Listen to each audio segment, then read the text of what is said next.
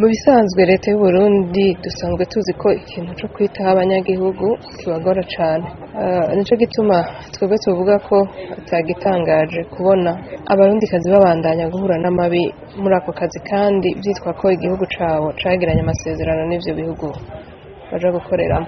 Ubundi leta y'u Burundi niyo yari ikwiye gufata iya mbere mu gukingira abo barundikazi baja gukora mu bihugu by'Abarabu, bibaye ngombwa bakanashiraho n'inzego zijejwe gukurikirana ibijanye n'ubwo buzi ndetse n'abagiye kubukora mu kurinda ihohoterwa iryo ari ryo ryose rishobora kuhaba.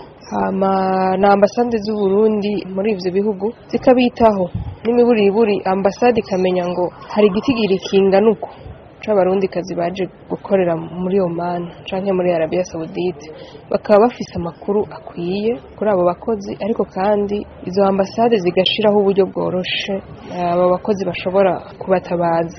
Leta y'u Burundi igategeka ayo ma agence gukorana neza na ambasade z'u Burundi, bibaye ngombwa bagatanga na raporo.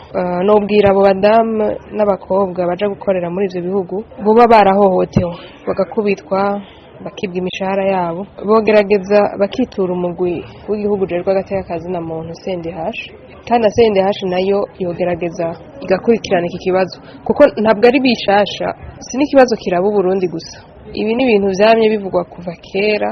Rero nk'umugwi ujejwe agateka na muntu w'igihugu baragomba kwitwararika iki kibazo, bakanagenzura aya ma agence arondera abakozi mu Burundi.